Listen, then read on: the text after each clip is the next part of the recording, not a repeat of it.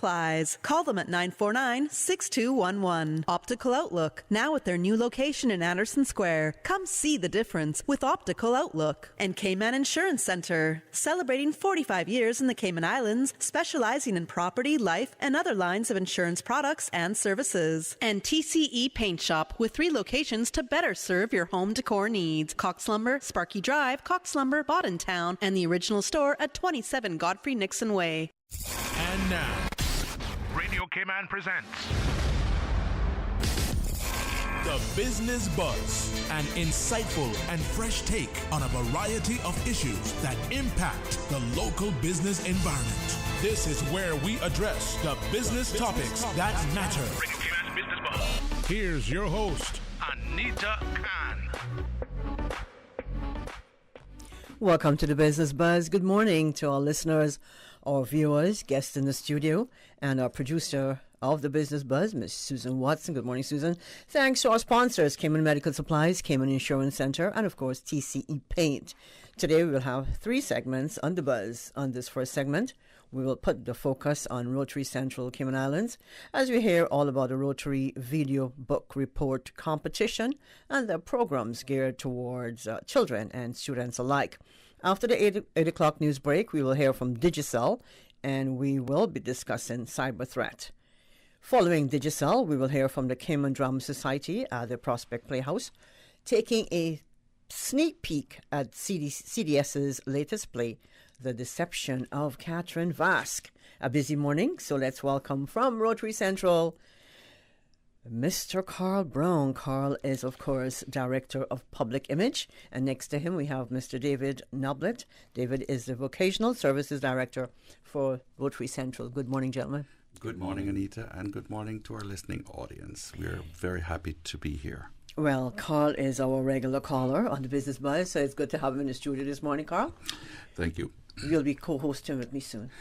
Yes. You'll like that, right? I would like that. One day when I grow up. Yes.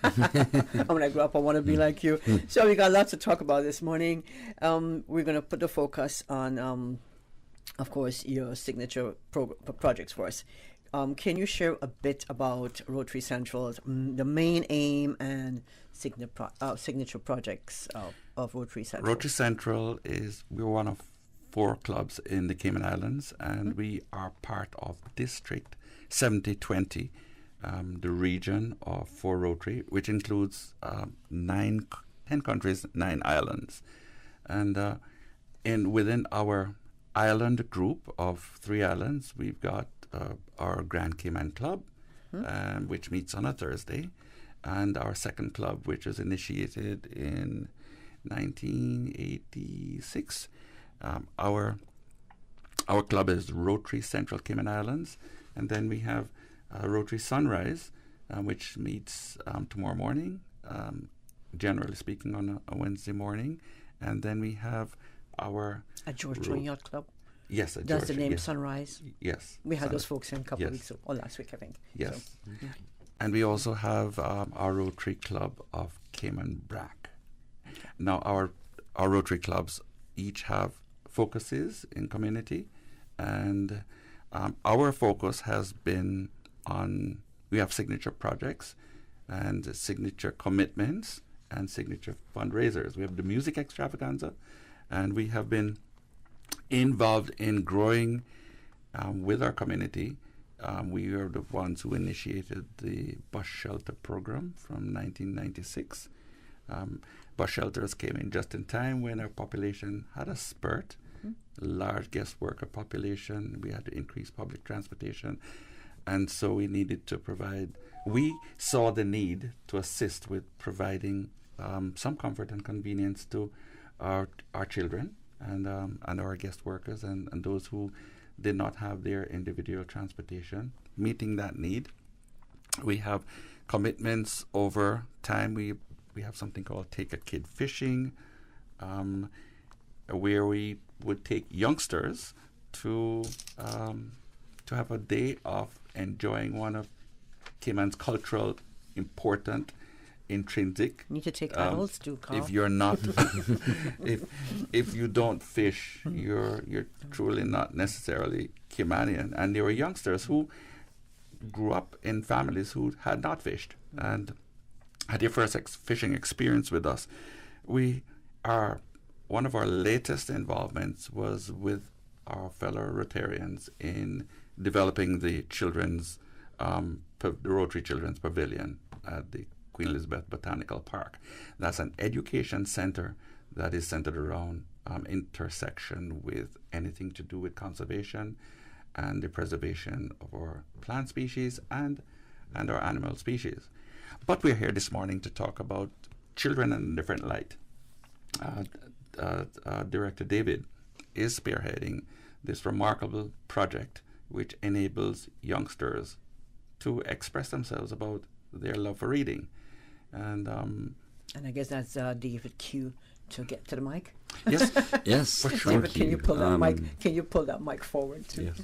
Thank you. Apologies, I'm not as well versed as the two of you. I've been on radio, but this is actually a project we're spearheading to try and replace one of the things that we would do on an ongoing basis, which is 4 times a year we would have sort of events at local libraries that we'd advertise in schools and on radio, and we'd invite young children mainly and their parents and friends and what have you to come to the libraries to just have a sort of story time. We'd provide entertainment, snacks, food, drinks, all that kind of thing. Obviously, we've not really been able to do that this year because of COVID. It would be unsafe to invite children from all different schools to one location. So we've come up with sort of a virtual alternative that allows some sort of focus on literacy for young people, because we do as a club feel very passionate that, literacy is a key skill that we want to sort of instill in young people. So it is a competition where children can enter by emailing me, or their parents can email me. And it is basically we'd like them to record a video of themselves, no longer than 60 seconds if they're below 8, and no longer than 90 seconds if they're between the ages of 9 and 16, where they talk about their favourite book. The focus can be virtually on anything really about the book, so it could be what they learned from it, it could be that they really engage with the plot, it could be that they relate to it, it could be that they find it particularly humorous, it could be that they like character development. We want to know from them effectively what it is. We don't want to try and pigeonhole them and say you have to discuss or base the sort of the conversation around this.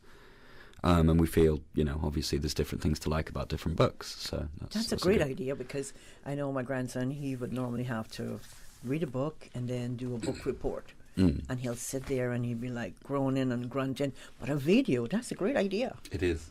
And it captures the imagination of children who are plugged into current apparatuses and their conveniences.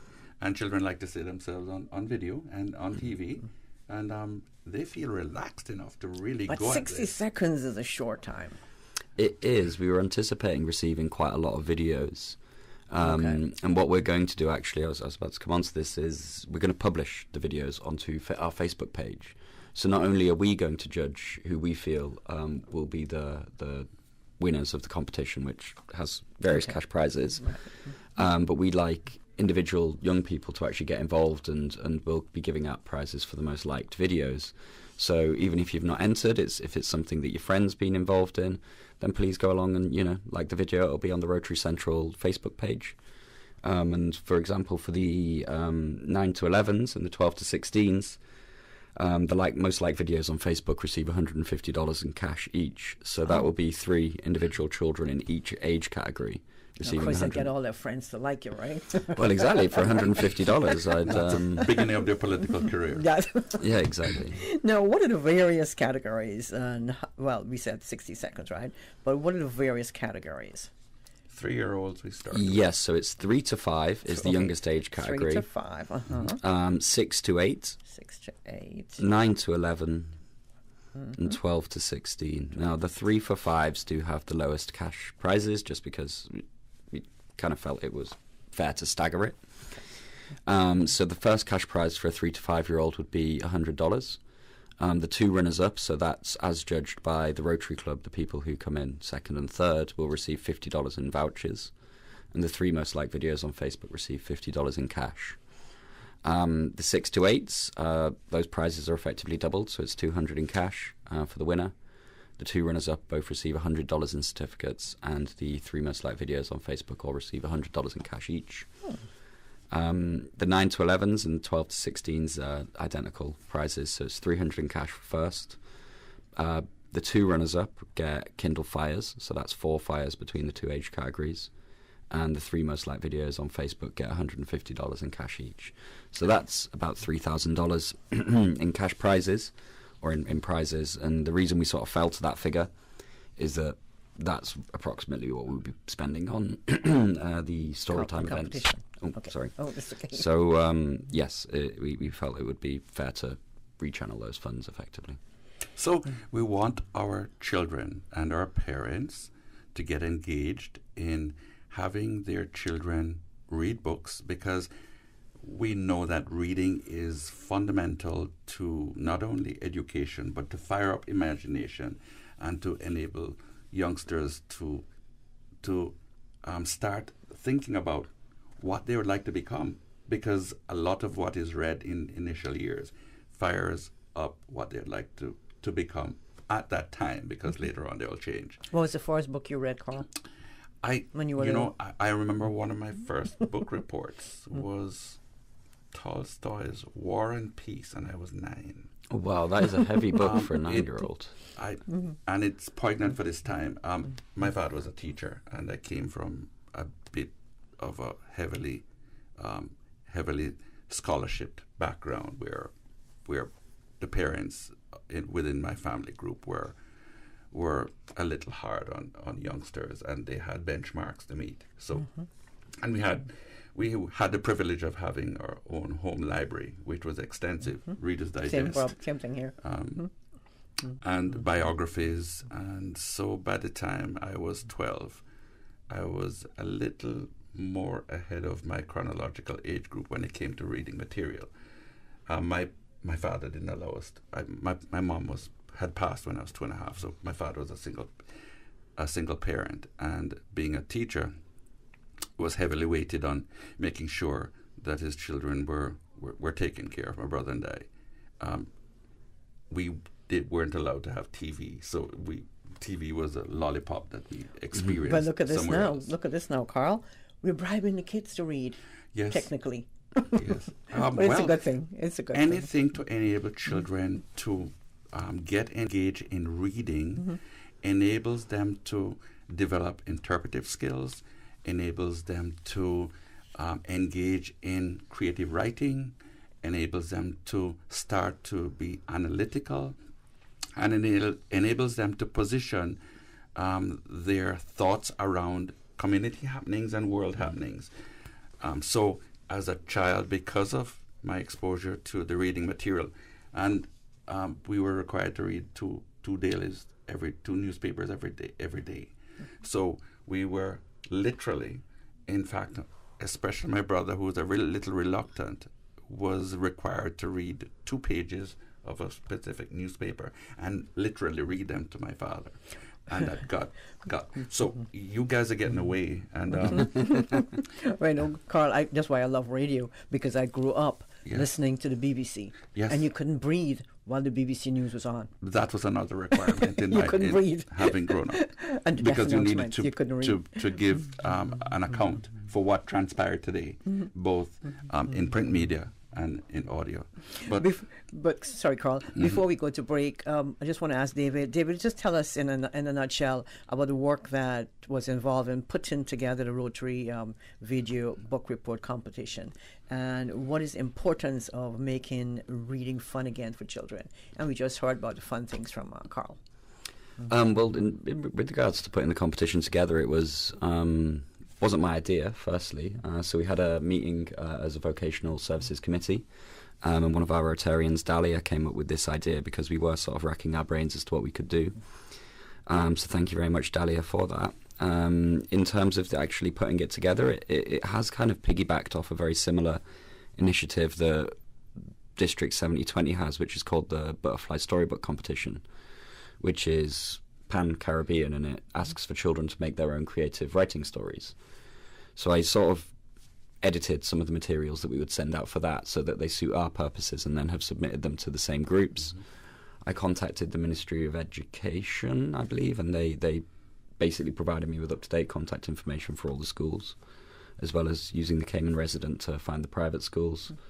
Director Carl's been very helpful in helping me publicise this event. So I was on Youth Buzz last week. Yes, he was baptized at the Youth Flex. Youth Flex. Youth Flex, Yes. sorry. Buzz. This is Business Buzz. That's a good one, Youth Buzz. Yeah? Change that to Youth Buzz, yeah. Okay. Yeah, and then I've just created this email address, which I'd like everyone to send the videos to. That's david.rotarycentral@gmail.com. And now it's a case of hopefully, the word's out there, so we'll start to receive the videos before March 31st, which is the deadline. And then once we do, we'll set up several teams to grade them. Obviously, we'll publish them to Facebook. And we'll start announcing the winners, and hopefully we'll be able to have quite a nice sort of event where we invite all 12 prize winners. In fact, all 24 prize winners to either our meeting or to host a separate event that we'll be able to invite them to give them their prizes. Okay. When you come back from your break, I'd like to tell our audience how easy it is to do this video, and also to highlight the youngster, Zara Majid, who is the voice behind our commercials, advertising it to her colleagues. Okay, and on that note, we'll take a break. Thanks to our sponsors this morning, Cayman Insurance Center, Cayman Medical Supplies, and TCE Paint. And, of course, our guest in the studio, Mr. David Noblet, Vocational Services Director for Rotary Central, and Mr. Carl Brown, Director of Public Image. The Cayman Islands boasts of a long, colorful, and rich history. In tribute to our roots, Radio Cayman, the voice of the Cayman Islands, is pleased to bring you the Historical Vignette Series, brought to you by Rotary Central. For more than 110 years, Rotary members have used their passion, energy, and intelligence to take action on sustainable projects. The Cayman Islands, He hath founded it upon the seas.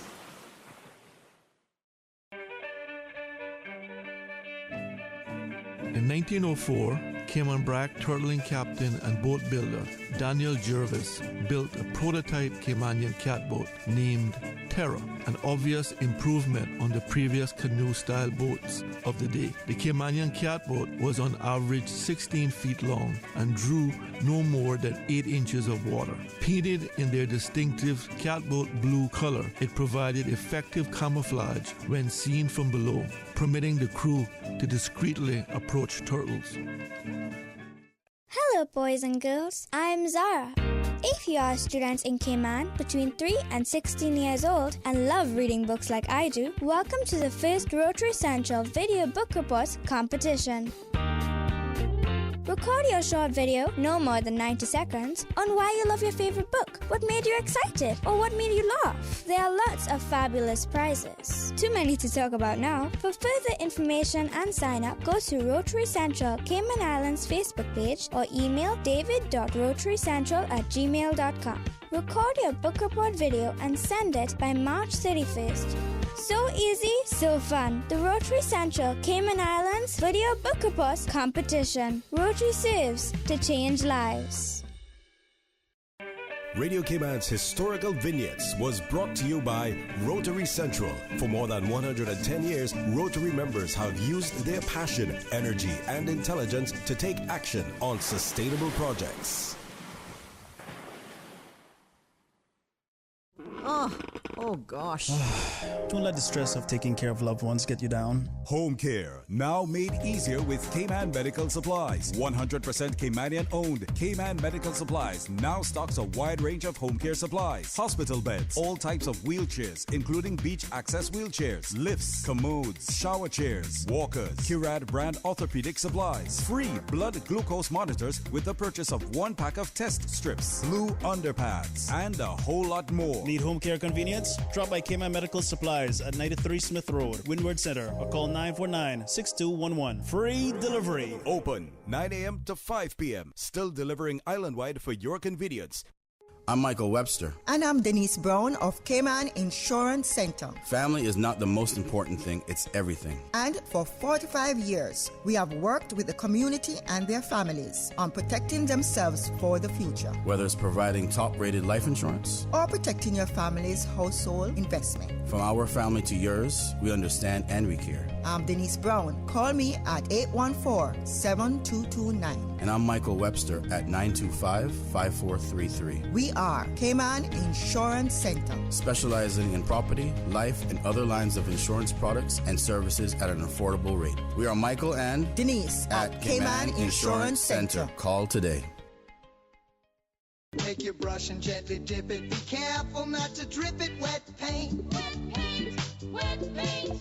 Wet your roller, then you roll it. Calmly, coolly, you control it. Wet paint. Sherwin-Williams Insulating Acrylic Paint featuring Zero Vasque. Interior paint improves your home air quality. Exterior paint to reduce up to 85% solar and UV radiation. Fresh home, breathe better. Save more with TCE Paint Shop. Sherwin-Williams at TCE Paint Shop at Cox Lumber locations and the original store at 27 Godfrey Nixon Way, 943-0565. Gently dip it. Be careful not to drip it. Wet paint. Wet paint.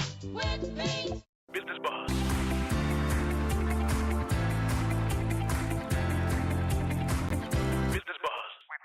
Anita Khan. Scare me. Good morning. Thank you. I always miss my cue, especially when I have interesting guests in the studio. Welcome back to the Business Buzz. We're going to take you up to 8 o'clock, so we have a short time to wrap up with Rotary Central. We're speaking with Mr. David Noblet. He's the Vocational Services Director for Rotary Central, and Mr. Carl Brown, Director of Public Image. I just love that title, Carl. Now we're talking about the Rotary Video Book Report Competition. Yes. Now, how easy it is to How do this. easy it is. How easy it is. Tell me. So your child has read a book, and you as a parent will enable them to get a little more from that book by having them do a video report to you and to us. And it is as easy as after your child has read the book and they're sufficiently engaged in having absorbed what they have, you just pick up your phone as a parent or as a sibling and position it properly with the proper lighting and commence to have your child speak about what they liked about this book.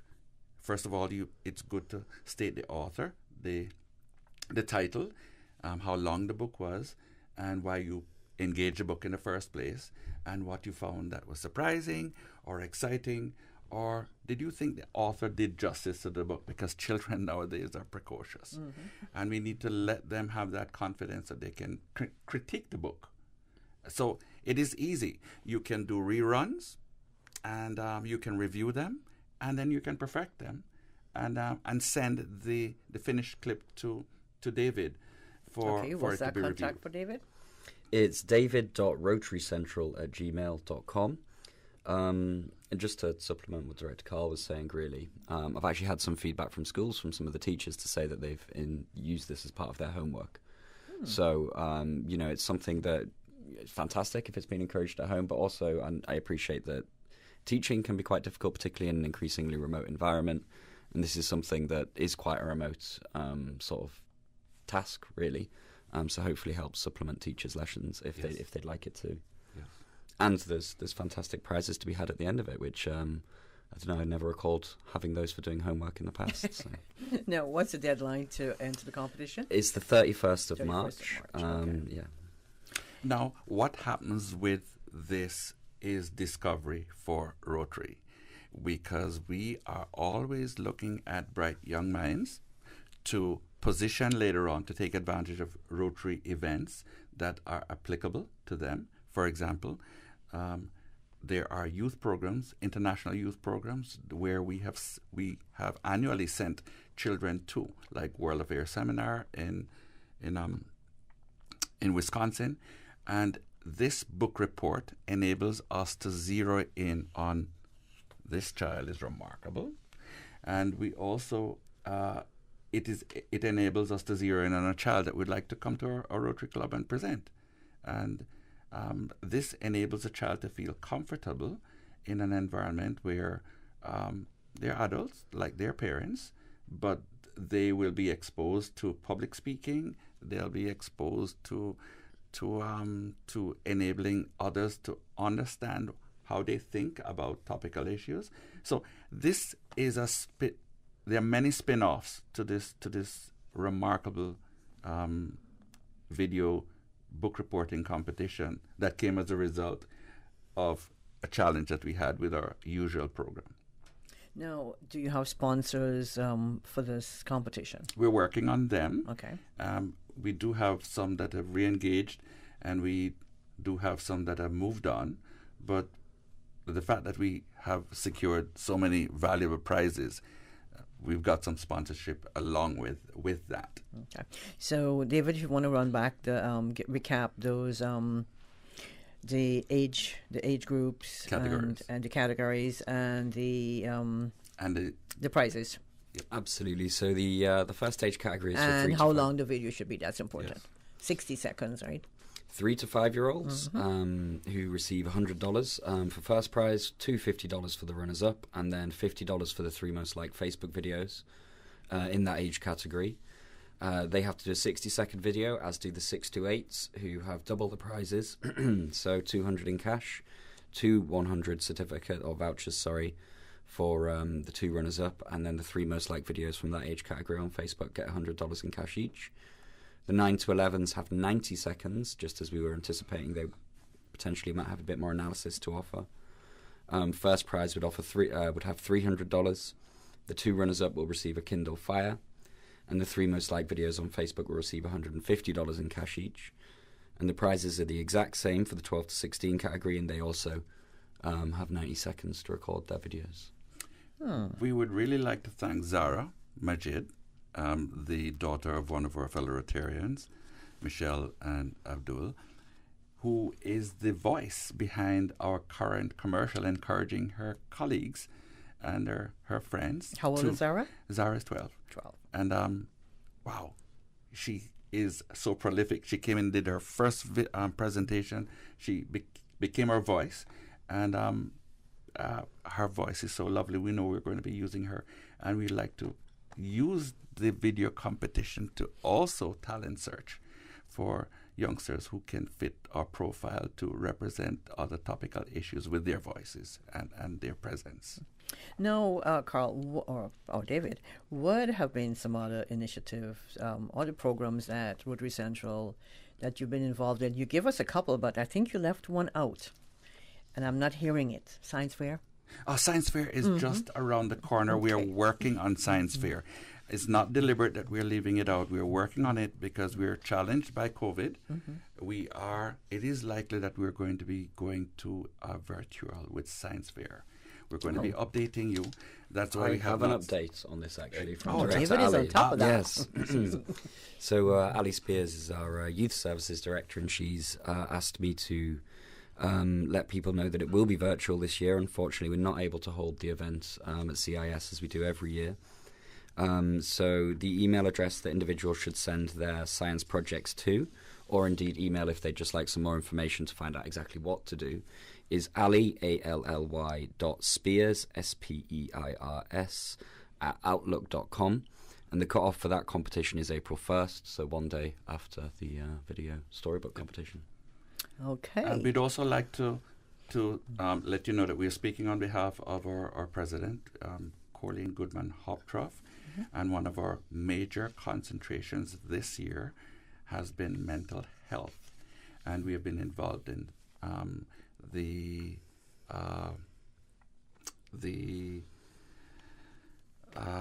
Alex Panton Foundation, and also the evolution of Loud Silent Voices. That's right. It's very emotional because we are such a tight-knit community, and we like to be very relevant, but because we know the faces who this affects positively, it can be very, very challenging, but very rewarding. So we just wanted to let you know that this is part of our signature concentration for this year. Carl and David, we're out of time. It's been a pleasure having you in the studio this morning, learning all about the Rotary Video Book Report competition. Wish you all the best.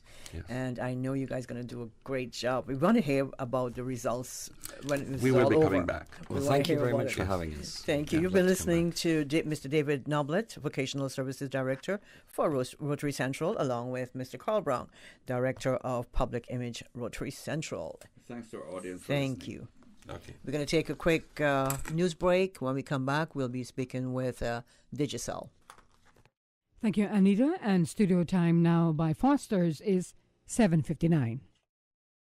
Looking for better buys and better selection? You'll find it all at Foster's. This week's specials catalog is full of better buys. Just like Florida Natural Orange Juice, 52 ounces, only $3.99. Save $3. And you'll also find better selection like keto ice cream. 1 pint, just $5.99, save $2.40. With over 70 specials in our catalog, it's easy to save big in-store at Foster's and online with Foster's Go. Foster's, better prices because we care. Price is good until February 9th, 2022. Find more specials at fosters.ky. The voice of the Cayman Islands. 89.9 FM in Grand Cayman and 93.9 FM in Cayman Brac and Little Cayman. Silver wings shining in the sunlight. Radio Cayman. For today's biggest news. Radio Cayman, the voice of the Cayman Islands.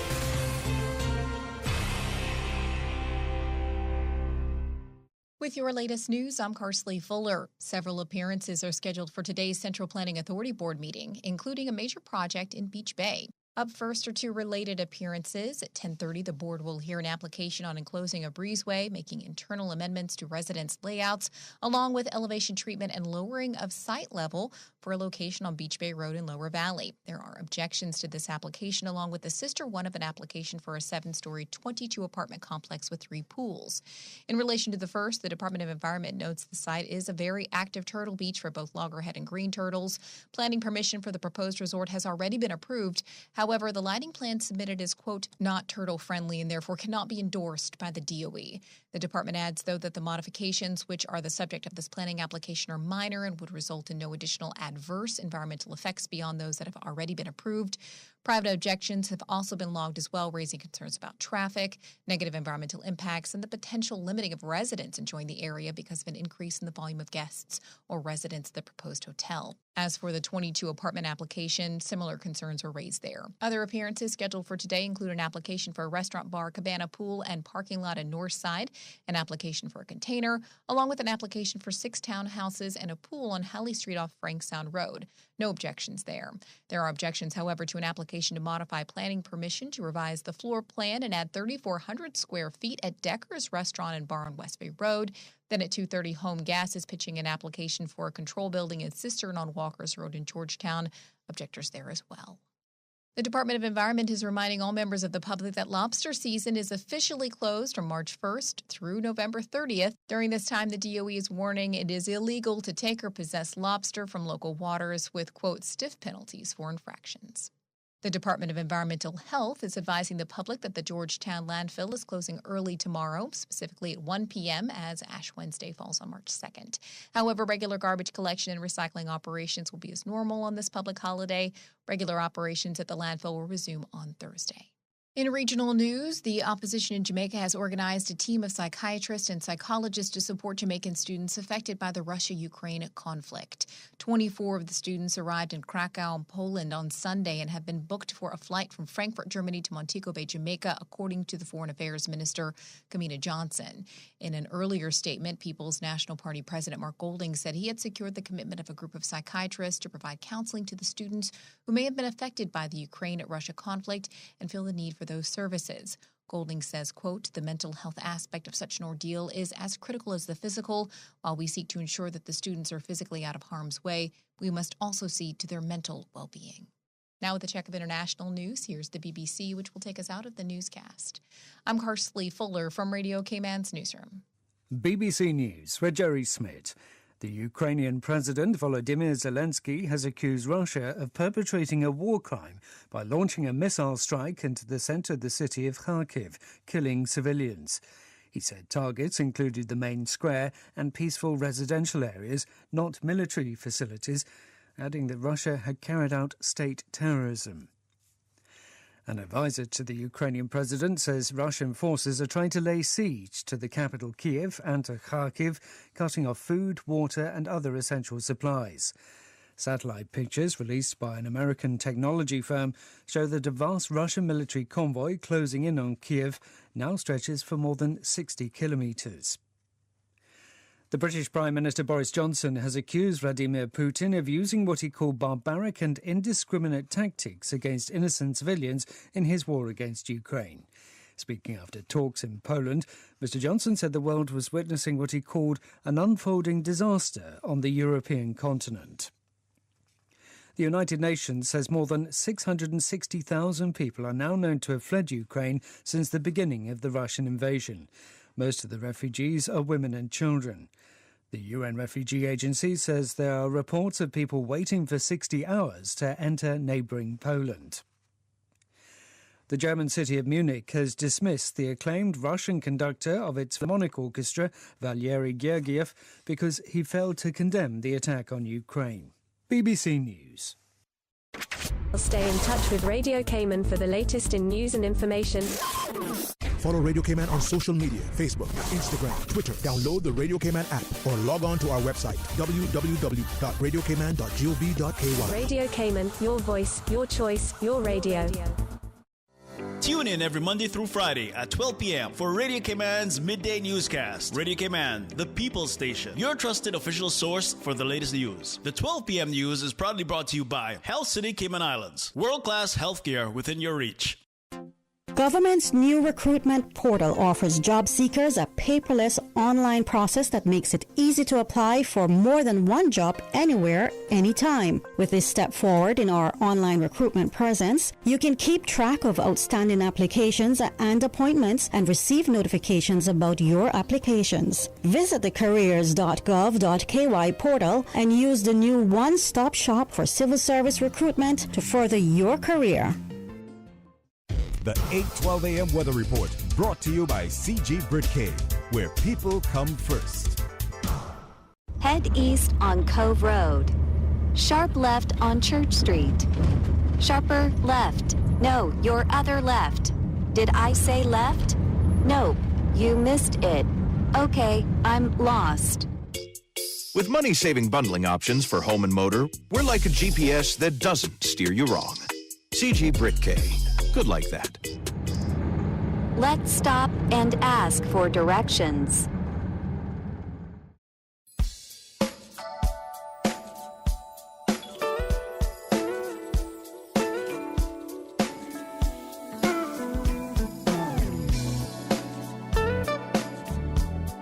Good morning. Let's take a look at the latest weather report. Current temperature is 78 degrees. Relative humidity is 79%. The barometric pressure is 29.99 inches and falling. The wind is out of the northeast at 3 knots. Overnight low temperature was 75 degrees. Synopsis indicate light northerly winds and slight seas will continue across the Cayman area for the next 24 hours as a low pressure system develops just east of Florida. Further north, a weak cold front over western Cuba is expected to further weaken and dissipate over the Cayman area tonight, supporting little to no change in our weather conditions. Satellite images show patches of low-level clouds moving towards the southwest across the Cayman area. Now the forecast for today and tonight, calling for partly cloudy skies with a 20% chance of showers, and temperatures will rise to the mid-80s today and will fall to the low 70s tonight. Winds will be north to northeast at 5 to 10 knots, and seas will be slight with wave heights of 1 to 3 feet. Today's high tide will occur this morning at 5 minutes after 9, and a low tide this afternoon at 3:17, and a high tide again tonight at 4 minutes past 9 o'clock. The sun will set this evening at 6:30 and will rise tomorrow morning at 6:44. And the outlook is calling for similar weather conditions through Thursday morning as a high-pressure system behind the front slowly strengthens. That's the very latest on your weather report. The 8 12 a.m. weather report brought to you by CG Britcay, where people come first. Good morning, everyone. Hello? Hello? Oh, sorry, I was on mute. Okay, I see we have just about everyone, and of course Tom drops off, as per usual. Let's just wait a minute here. He always comes right back, and we're almost ready, and... oh, whoever's dog that is, please go on mute. Why won't it let me share my screen? Okay, looks like we're ready to start. We're like a video conference with no technical issues. CG Britcay. Good like that. The traffic report is brought to you by Subway. Planning a meeting, event, or office celebration? Visit subway.ky to place your catering order today.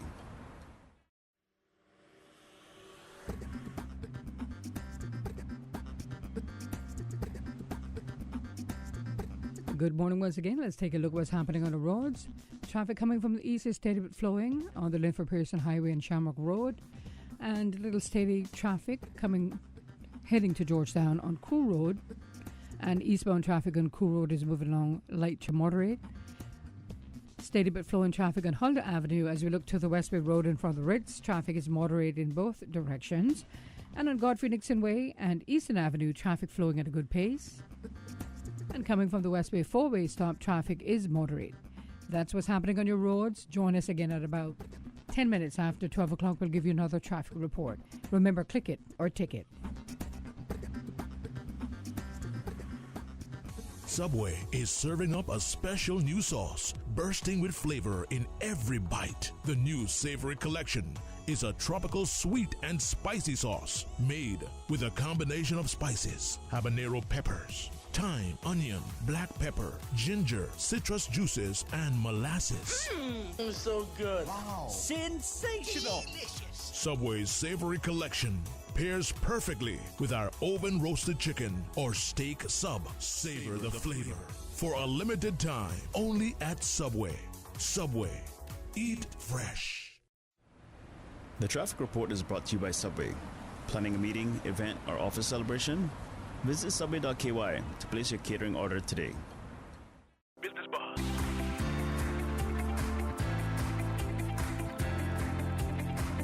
Business Buzz with your host, Anita Khan. Good morning and welcome back to the Business Buzz. As mentioned earlier this morning, we have 3 segments on the Buzz, and this is our second segment. And on this segment, we'll be speaking with Mr. Mark Mimna. Mark is head of business over at Digicel. Good morning, Mark. Good morning, Anita. Good to be back on again. Yeah, it's good to have you in the studio, man. Like I always say, I learned so much from you, Mark. Yeah, you'll be charging me for for instruction fees next. Well, that's good because I had some nice compliments last week from people who tuned into the digital transformation. So, big thank you to Neil, who runs Abacus and Carew, for tuning in. He said he learned something. So I'm not the only one, right? Not the only one, yeah. So today, Mark, the focus will be on cybersecurity. Yeah. And I know you can really put a spin on this for us. Now, we're going to jump right in. What, Mark, what exactly is cybersecurity? Well, it's a massive topic, currently in the business community and generally for society as a whole. So it's worth having a segment of its own because, we could probably talk about it for hours, but we won't. But generally speaking, it's the practice of defending computers, servers, electronic networks, mobile devices and protecting data from malicious attacks. So it's protecting electronic data and protecting your systems that are critical to businesses and companies that process data, really. Okay. Now, why should businesses invest and seek out cybersecurity solutions? Yeah, so last week, right, we talked a lot about digital transformation, customers going online, businesses going online. So there's more of when you're online, you're more vulnerable to cyber attack because you're using electronic data more, you're processing information. So a lot of people working from home as well. Absolutely, and if you're investing in, so you still need to protect those assets. So you need to ensure that your data is secure, the people are, your staff are secure, and that your customers' information is secure. So it's vitally important for businesses to undertake some kind of assessment or have some kind of posture around cybersecurity because companies that don't tend to fail. So, so we've got the Russia-Ukraine invasion, and we've seen a lot of cyber threats and call them out for me, Mark. Yeah, well, like, I mean, just generally the types of security threats that exist, right, that people need to be aware about are stuff like ransomware, where, you know, attackers will, you know, take over your systems and, you know, lock up your data, and you have to pay them a ransom to get the unencryption key. There's also malware. There's phishing, which is quite popular, where, you know, people are trying to imitate they're trying to, usually it happens via email, where they try and impersonate like your accounts payables or something like that to get kind of data from you, stuff like that. So there was like phishing attacks, and then there's sorry, just 1 second there, Mark.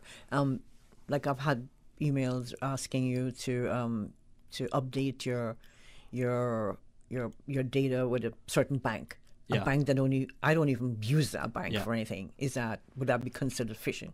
That would be absolutely, yes. Okay. And I wouldn't go anywhere near an email like that straight away. You click your spam, your spam, or you know, whatever protection you have on your email. Definitely, banks rarely, in fact, they don't email you. Oh, we know to that, ask right? for personal data on email, right? So that don't do that. Yeah. Okay. So, how often do cyber attacks happen? Well, like, Digicel done some research there, and you know, using our partners, we reckon there's like attack happens every 39 seconds. Every 39 seconds. Every 39 seconds. Yeah. Wow. So that's a lot, right? Yep. So like, everyone is constantly under attack, right, all the time, and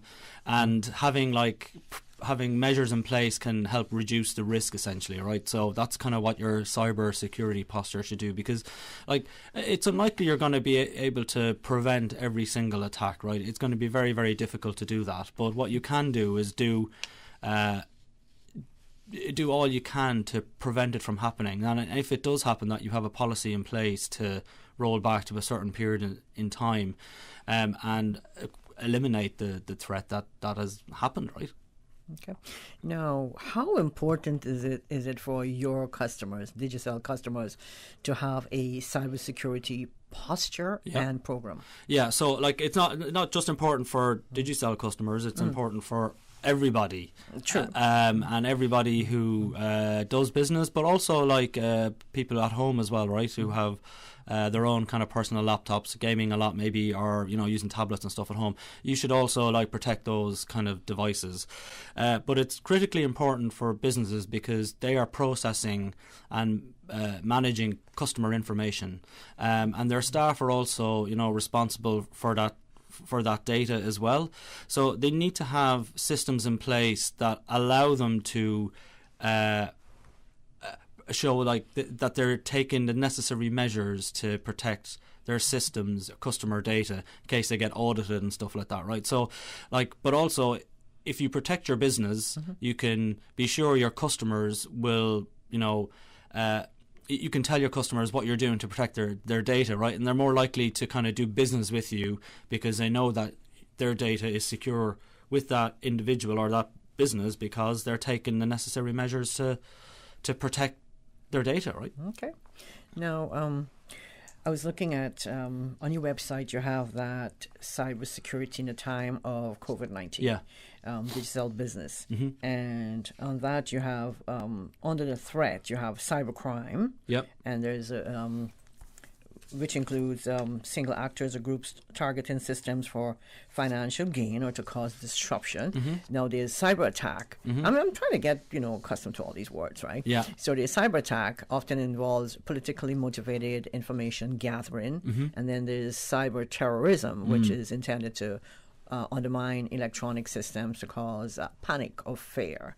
No, these are all things that are good to know, I think. I don't know. Yeah, like, I mean, it's such an ever-changing world, right? And cyber threats are like changing daily, right? So it is very difficult to kind of keep up with that as a not only an individual but as a business, and that's why there's lots of like resources out there from companies like Digicel, but also like, you know, government NGOs that can help, you know, companies plot a defense mechanism against those various types of attacks. So like, there's lots of the good news is that there's lots of ways to prevent it, right? There's lots of solutions out there to help. So like the idea is that like you don't have to necessarily, you have to worry about it, but you can, hire consultants, you can work with people like Digicel, other companies, and they can put in a plan in place to help you prevent that. So you can actually like focus on what's core to your business, which is like making money and making sure that your customers are serviced.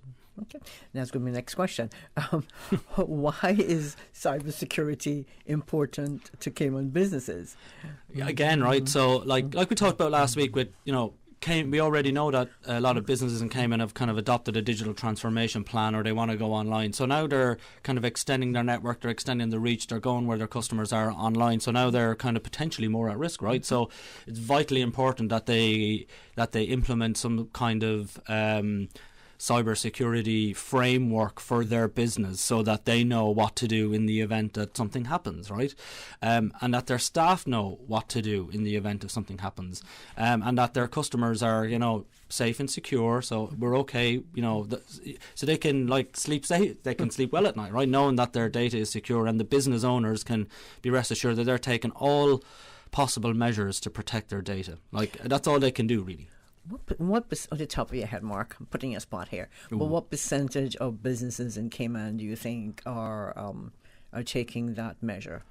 It's a very difficult one to give you like an exact number. I would say that there is a high proportion of kind of larger enterprise customers that are very, very well, they have good policies and they've got good procedures in place. But there is a cohort, I'd say, of like mid-market, smaller type companies that maybe don't necessarily understand the implications of what might happen if they get attacked, right? So if you look, for example, like if you're like a small, say, finance company, just to say like a small broker, right, and you're governed by the SEMA rules that have come out last year, the statement of guidelines, like it's okay for like a massive large bank, right? They'll have lots of resources to implement those rules and regulations, right? And so they'll be okay, but the same rules and the same protocols apply to the smaller entities as well. Now, they don't have to invest the same amount as, say, like a large bank, but they still have to have something in place. And it's in proportion to what they can afford in their budget. So it's vitally important that they understand that. And that will protect not only their reputation, but it'll protect their business. And without their business, they can't make money, right? That's right.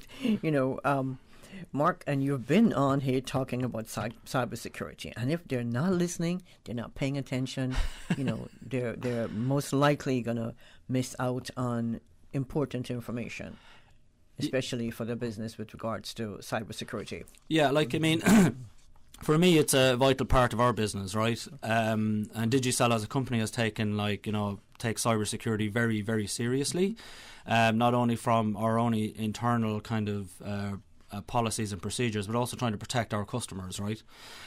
So it's vitally important that other businesses take that kind of view as well, right? So that they have to invest in cybersecurity, they have to ensure, they have to know what they're doing, they have to train their staff, and they have to take measures necessary to protect their business and protect their customers' data and ensure that they can continue on. Because if they do, unfortunately, are the victim of cybercrime, they could very well go out of business. Now, you did mention SEMA just a couple of minutes ago. Yeah. Now, Cayman has, like you said, compliance requirements from SEMA. And what do customers need to know, Mark? Yeah, so the SEMA guidelines are actually a very good framework, right? Not just for financial entities, but any company that is looking for some kind of guidance on what to do, right? Because it's based on international standards, right? So, what they should do, they should look at a framework, right? So what is your cybersecurity framework? What is the risk management? What are they doing in terms of preventing risk in the business? What controls do they have in place? Like, who gets access to data? Who gets access to configuration?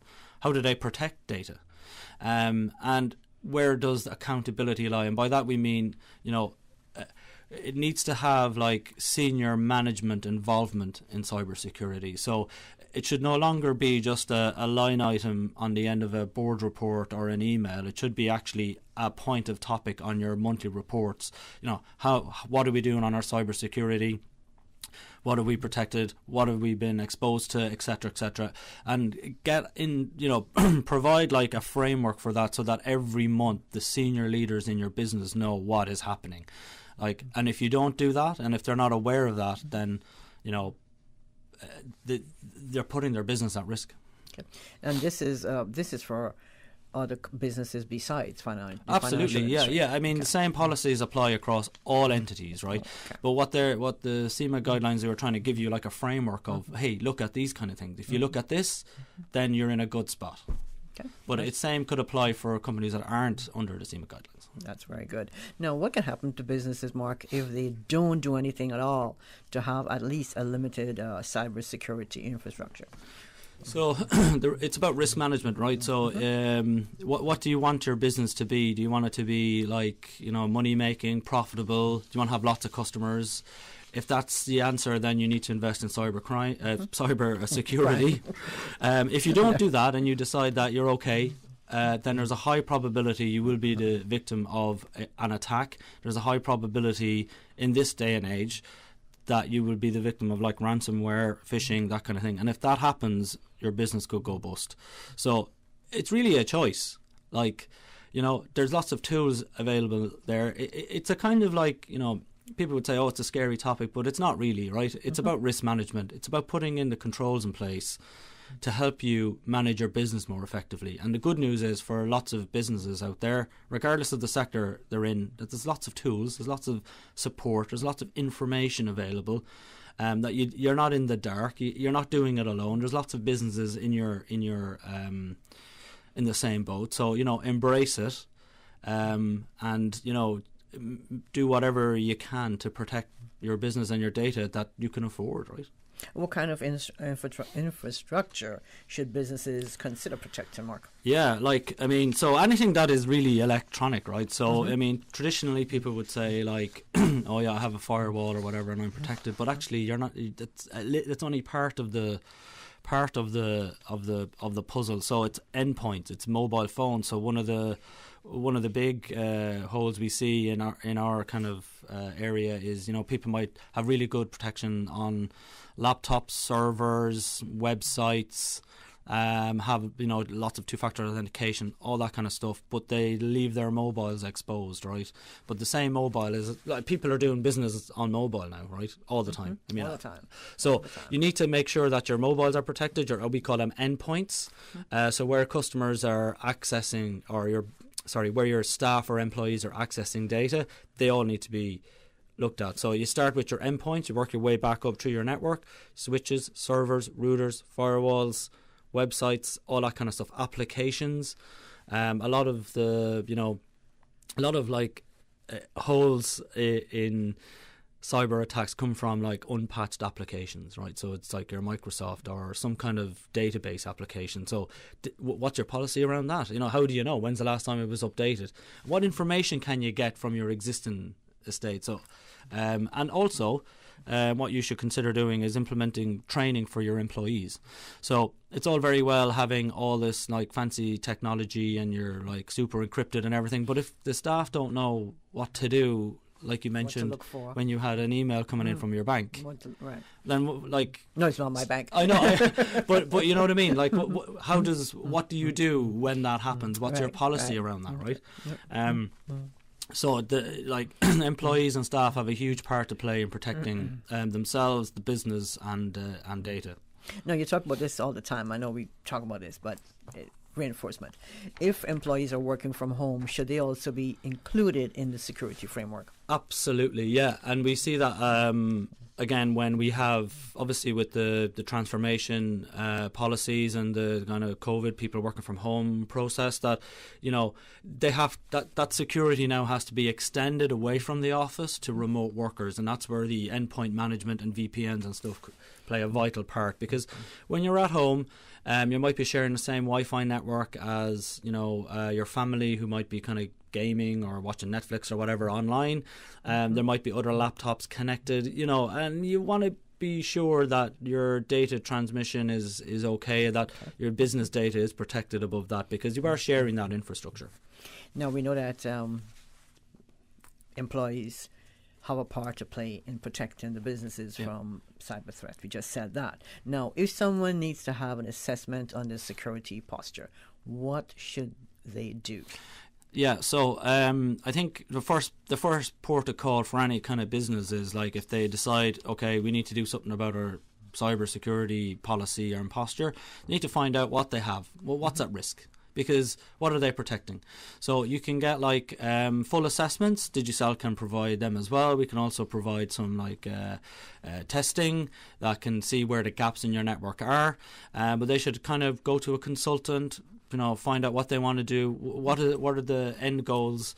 But they should always try and ensure that a senior leader in the business is involved in the program, because there's no point in, say, the IT manager doing it or the operations manager doing it. There needs to be a director involved who is accountable and responsible for the cyber security policy of the company.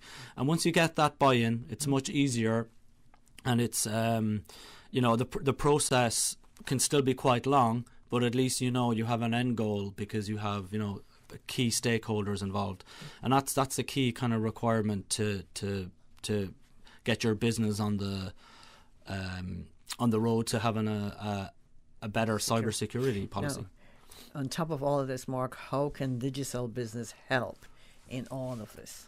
Well, it'd be amiss for me not to talk about our services around cybersecurity, right? So we're passionate about cybersecurity in Digicel, right? So all our kind of smaller kind of businesses get a kind of security service if they want it as part of one of our products. But we also have, the ability to provide full consultancy and assessments for any businesses. We also can take over management of your existing estate. So we can take over management of your endpoint security, your mobile security, firewall switches, cloud, and we bring it all together for you, and we present it in a kind of a single dashboard, and we can provide kind of monthly reports to your board about your threat level, what you've been protected from, where your gaps are. We can take over all of that estate if you wish, and we have what's called a SOC, which is a security operations center. It's manned 24/7, but analysts that will look at your data and they'll go, okay, here's a threat, here's not a threat, this is a risk, and we'll work with the operations people or the IT people in that company, almost like an extension. So, and I'll put that in context, because what we see is, there's an IT company, there's an IT guy, and he's told, do the cybersecurity, or she's told, do the cybersecurity, and they're scratching their head, and they're getting all these alerts everywhere, and they don't really know, because it's overwhelming, right? Because they have a lot of stuff to do as well. So we're saying, we can help you there. We can take out that part of your job, outsource it to us, we'll manage it for you, and then we'll give you the information, actionable intelligence, and you can decide what you want to do it. So if you need to put a new policy in, upgrade a firewall, or whatever, we'll give you that information, so we can relieve the burden from those people and make sure their business is secure. All else fail, you call Mark, head of business at Digicel. Your number, Mark? Well, you can call the office at 623-2499. You can email us at cayman.business@digicelgroup.com. We also have a specific website for our Digicel cybersecurity. It's called digicelbusinessprotect.com, and you can go on there and you can get lots of information on lots of tools. And Mark, we just had a question come in via WhatsApp. Ooh. The question is, when will Digicel get 5G? 5G. I do have an answer on that, but I don't think I'm allowed to. I don't have the. I'm not allowed to kind of tell you live on the radio, but I do have an answer. I'll have to check with the boss. Okay, we'll bring you back in again, Mark. Yeah, we'll do that next week. I'll give you an answer for that next week. Okay, that's awesome. Mark, thank you so much. Appreciate all that you impart on this program every time you're on the Business Buzz. Have a wonderful day, and we look forward to having you back in the studio. We're going to take a quick break. When we come back, we'll have our third segment of the Business Buzz today. Boy, we're busy in the Buzz. We'll be speaking with Cayman Drama Society on their latest play. Oh gosh. Don't let the stress of taking care of loved ones get you down. Home care, now made easier with Cayman Medical Supplies. 100% Caymanian owned. Cayman Medical Supplies now stocks a wide range of home care supplies. Hospital beds, all types of wheelchairs, including beach access wheelchairs, lifts, commodes, shower chairs, walkers, Curad brand orthopedic supplies. Free blood glucose monitors with the purchase of 1 pack of test strips, blue underpads, and a whole lot more. Need home care convenience? Drop by Cayman Medical Supplies at 93 Smith Road, Windward Center, or call 949-6211. Free delivery. Open 9 a.m. to 5 p.m. Still delivering island-wide for your convenience. Take your brush and gently dip it. Be careful not to drip it. Wet paint. Wet paint. Wet paint.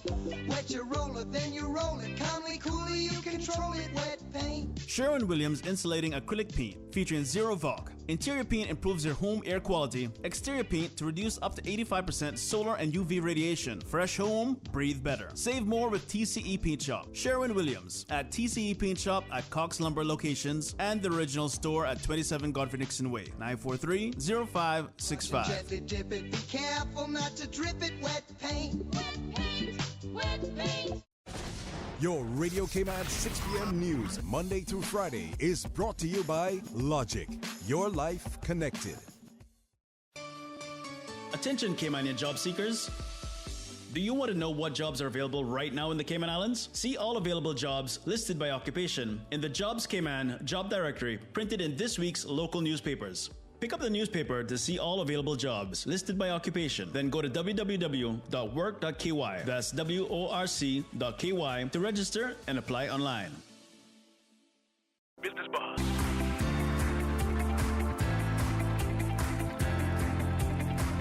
Business Buzz with your host, Anita Khan.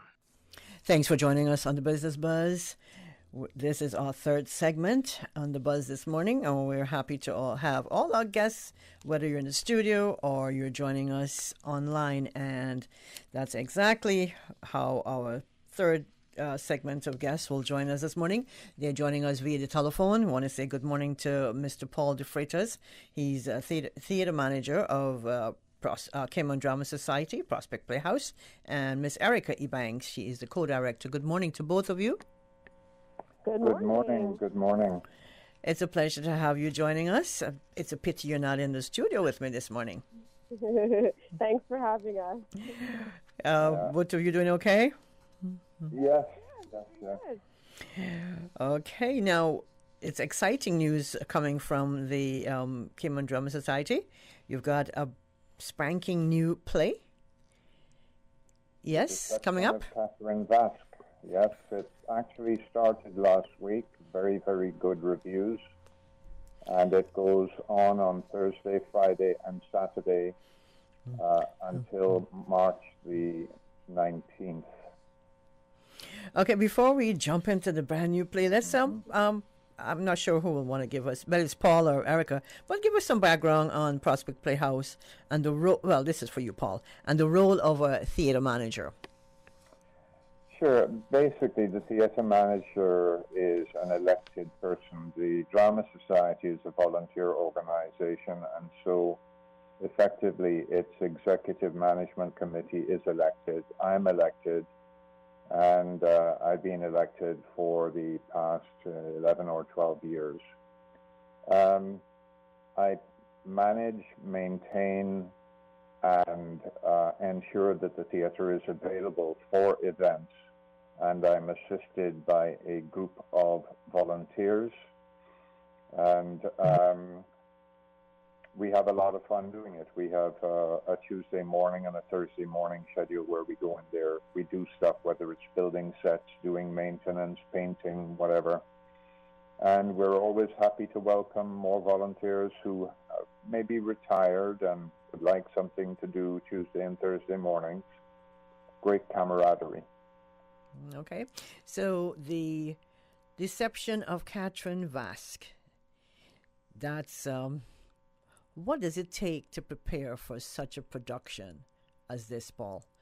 Let's go from set design and lighting to your actors, your stage hands. What does it take?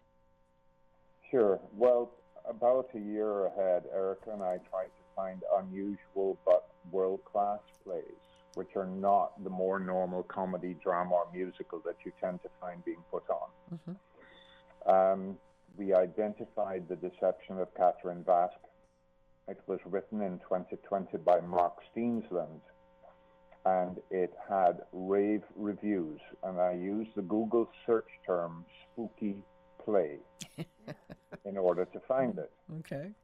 Both Erica and I thought that despite the fact that it's about a young boy who died in tragic circumstances, it was a very unusual play because of the twists within the play and the final twist at the end of the play. And we do ask audiences not to release this information because that would just, kill the enjoyment of anybody else coming along to see it. So it's one of those plays where you sit at the edge of your seat the entire time, Paul? Yeah, it's very dramatic in Act 1. Act 1 is the build-up to a fake seance which is held in Act 2 in order to convince the mother of Timothy, the boy who died, that Timothy does forgive her for not being there when he fell down the stairs. She is absolutely going out of her mind that Timothy blames her. And I'm not going to say too much more. No, we don't want you to. Act 2 is basically mainly the setting up of this event. Basically, once we have the play, auditions are held about 6 months in advance. Both Erica and I attend, and basically, Erica puts her finger down, right, Erica, and tells me who is to be in the cast. I try. How many acts does the play have, and how long will it run for? Go ahead, Erica. No, I was just going to say, so it's 2 acts. The first act has 3 scenes, and the second act has 2. And it runs for 4 weekends. It started, as Paul alluded to, it started last weekend. This weekend is gone. Okay. We have another 3 weekends. And it runs for about an hour. I don't know, Paul. I haven't timed it. Probably an hour 45. An hour 45 with the intermission. Arrive 7:30, go home 9:15. Okay, that's pretty good. Now let's talk a little bit about the setting and the plot of The Deception of Catherine Vasque. Sure, I can take that. So, a brief outline, as Paul had started to allude to. Catherine, who's one of our main characters, is the mother of Timothy. I should say without giving. Sorry, Erica. I should say without giving away too much. Yes, I'll try not to. So, blaming herself for her son's death in an accident, a grief-stricken woman wants to hold a seance to get his forgiveness from beyond the grave. But when her husband conspires with the family pastor to hire actors and the fake proceedings, they don't go as planned, or do they? So that's a little synopsis, and you'll have to come to see how they actually go. So how many persons make up the cast, and who are some of the actors on this play? Sure. So it's actually quite a small play. Sorry, Paul, you can jump in if you want. So it's quite a small cast. It's a cast of 5. There are some familiar faces who are familiar to the Drama Society. So Catherine is played by Julia Flanagan. Jonathan, who's the father, is played by Shane Delaney. Father Mike is played by Adam Roberts. Leslie, who's the medium, is played by Agata. And Albert is played by Martin Campion. So, small cast. Small cast. Now, it's amazing that you have a father, whatever his name is, and a medium as well in the same play. That should be interesting. Quite an interesting play. That should be interesting. Now, it must take a lot of time and money to put together the sets for this production. Paul, talk to us about that. Sure. When you look at the Drama Society's budgeting, part of the business of taking on a play to be presented is a budget form which estimates various costs. And if that budget doesn't make sense, the play is going to get rejected. So let's think in terms of, let's start with musicals. A musical can cost up to $15,000 to stage. We have had one in the past that was very close to $20,000. But typically, a musical with all of its bits and pieces, which is the construction of moving set pieces, costumes, and we may either have to create the costumes or rent them. We can have things like flying people. You need a flying rig that goes up in the roof of the theater, and therefore specialists have to come in to install it. We've got to air condition the theater during rehearsals and actual performances. We've got program costs, advertising costs. DOKV, as I call Deception of Catherine Vasque because it's too long to say, is at the lower end. Although the budget for it was somewhere around, I think it was $5,000 or $6,000, we have spent very much less for good reason. We have used recycled materials from the last two plays in order to construct the set. And in fact, in building the set for Noises Off, we took account of the fact that we would be building the staircase, which is massive in DOKV. So we reuse. And we're not doing programs, sadly, for our wonderful printer. We are making the program available via a PDF file. You basically point your smartphone at a QR code, and the program is downloaded into your phone. And the reason for this is very simple. Government regulations, COVID are one thing, but being sensible about reuse of programs. We don't want one-time programs that cost a lot of money each to prepare, and they go straight in the bin because you cannot hand them over to somebody else because of COVID. Right. Okay. So by putting the PDF file onto the person's cell phone, they have the program right there. Okay, Paul and Erica, we have to take a break. Please hold the line for us. If you're just joining us, you're listening to the third and final segment of the Business Buzz for this Tuesday morning. It's a brand new month. It's March 1st. We're going to take a short break. We have Paul de Freitas, theater manager, and Erica Ebanks, co-director, both of Cayman Drama Society, Prospect Playhouse, and they're talking about the deception of Catherine Vasque, brand new play at the theater. Taking a break. When we come back, we'll continue our discussion. I'm Michael Webster. And I'm Denise Brown of Cayman Insurance Center. Family is not the most important thing, it's everything. And for 45 years, we have worked with the community and their families on protecting themselves for the future. Whether it's providing top-rated life insurance or protecting your family's household investment. From our family to yours, we understand and we care. I'm Denise Brown. Call me at 814-7229. And I'm Michael Webster at 925-5433. We are Cayman Insurance Center, specializing in property, life, and other lines of insurance products and services at an affordable rate. We are Michael and Denise at Cayman Insurance Center. Call today. For the Health of It is heard on Wednesdays at 7 p.m. and repeated on Saturdays at 9:30 a.m. It is brought to you by Holy Cross Health. Quality medical care and advanced technology with sincere compassion and understanding. Our mission is you. Call 1-954-351-5906. Email global services at holy-cross.com or visit Holy Cross Health at holy-cross.com. Business Buzz.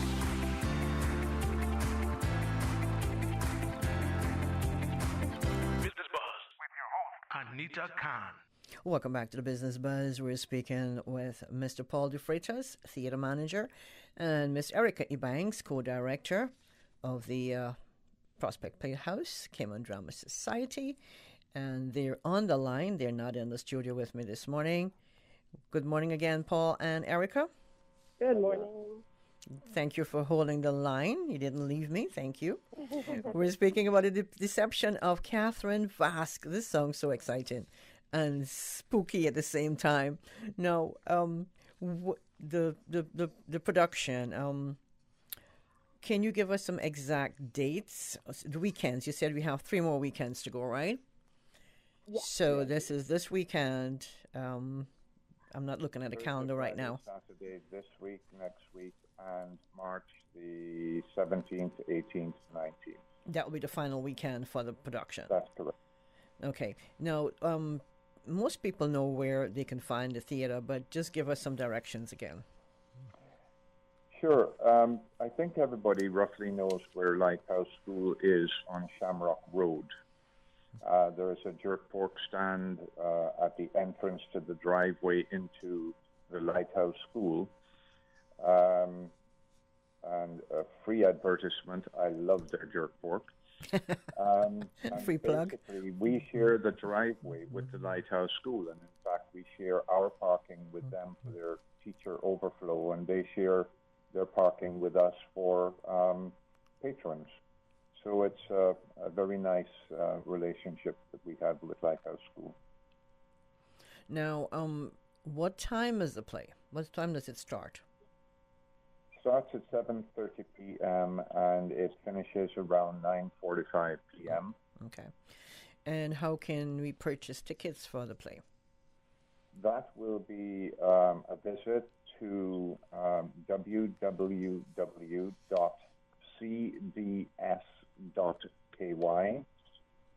When you are there, you just go to the events tab, pick shows, and right there you just put in a credit card and order the number of seats that you want for the particular performance. Now, seating is limited because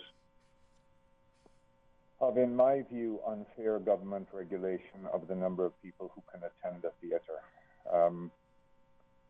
We have social distancing obligations, but theatres are very different. People are not speaking in a theatre. Mm-hmm.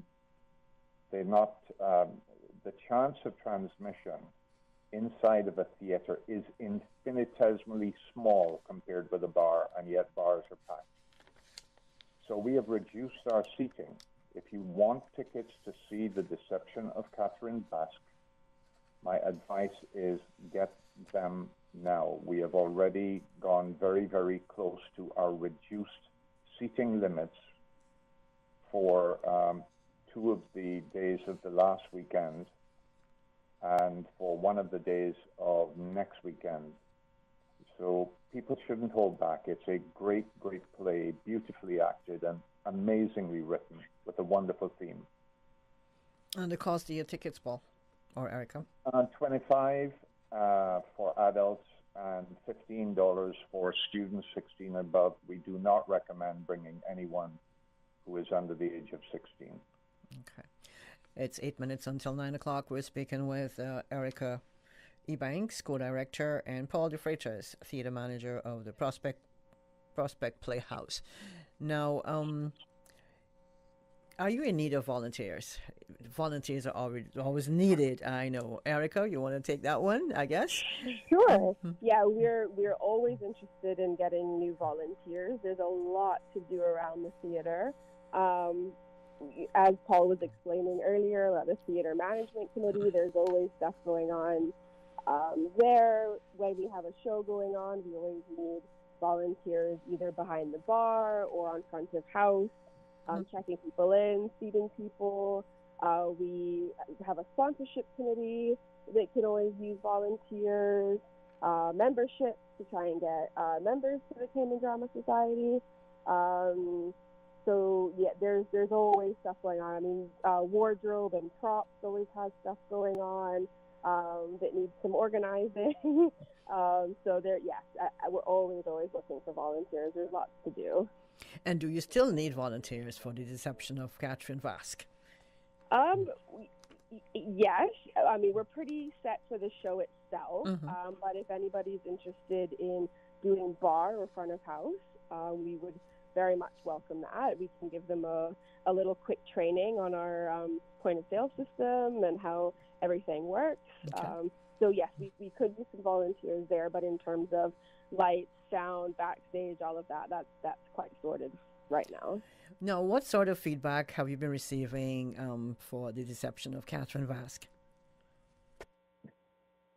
The feedback has been excellent. The play has everything. It's got an amazing script, as I said. It's got a wonderful set. It's got twists, not just twist, but twists. And it's got wonderful special effects. And so people are going away with an experience that is unlike your traditional plays where you have a good laugh and you go home, you've had a good time. This is a thought-provoking play.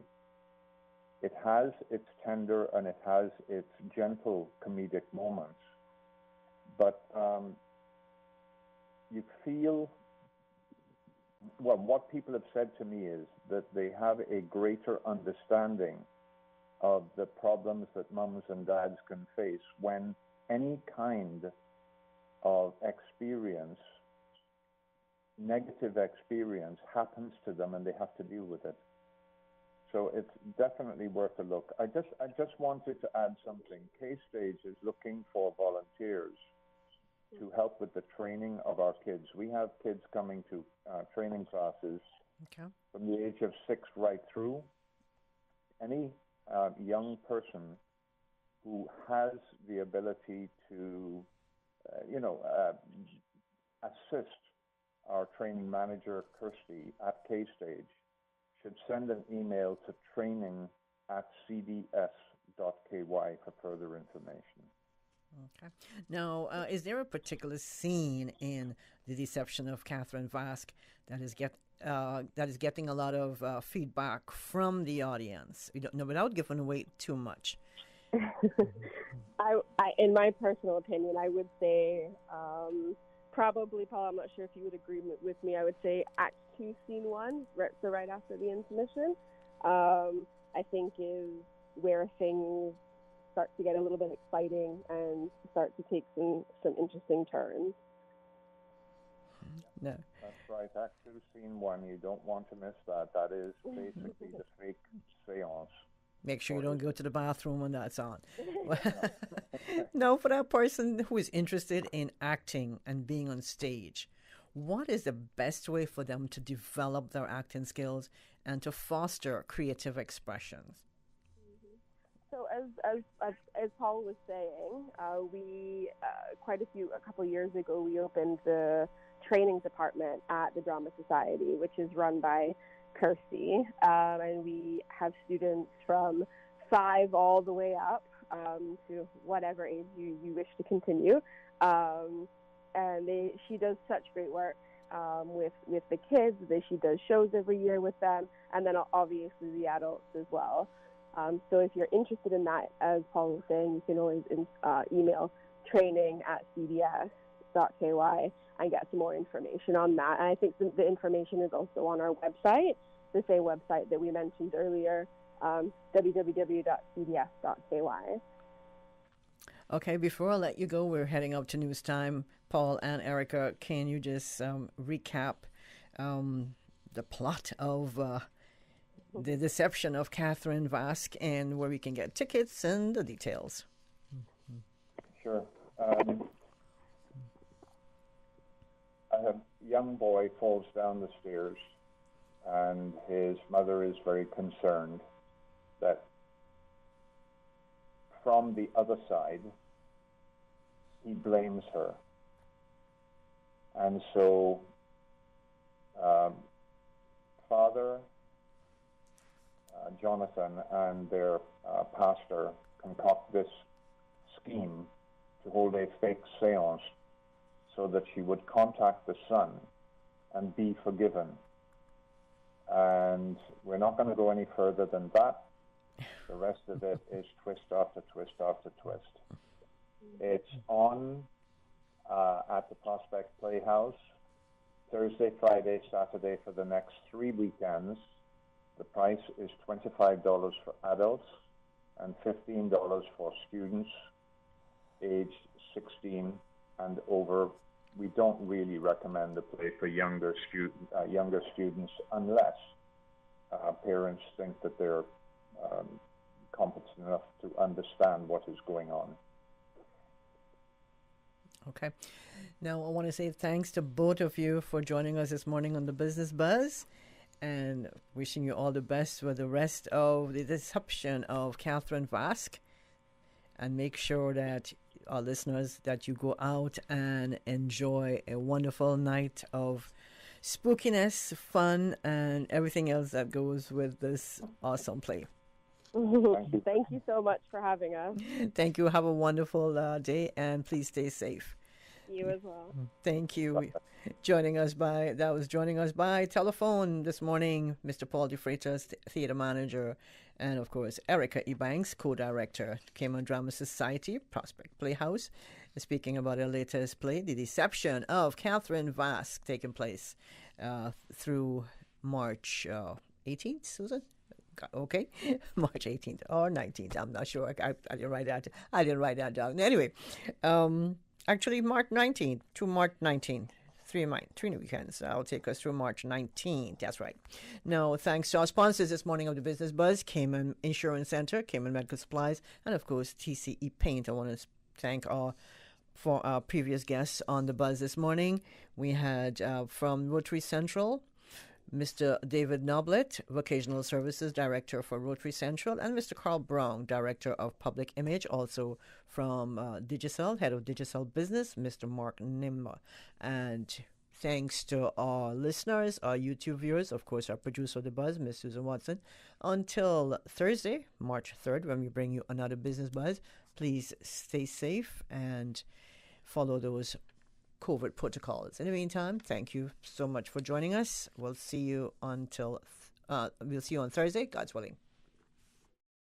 The Business Buzz is proudly sponsored by Cayman Medical Supplies. Call them at 949-6211. Optical Outlook, now at their new location in Anderson Square. Come see the difference with Optical Outlook. And Cayman Insurance Center, celebrating 45 years in the Cayman Islands, specializing in property, life, and other lines of insurance products and services. And TCE Paint Shop, with 3 locations to better serve your home decor needs. Cox Lumber, Sparky Drive, Cox Lumber, Town, and the original store at 27 Godfrey Nixon Way. Continuing the Caymanian tradition. Let Cora keep my ground so clean. The heart and soul of the Cayman people. Thank you for keeping the culture alive. There's business news every day. From East End to Georgetown, down into West Bay. Radio Cayman in the Cayman Islands. Today's biggest news. Radio Cayman. Your voice, your choice. Local, regional, international. This is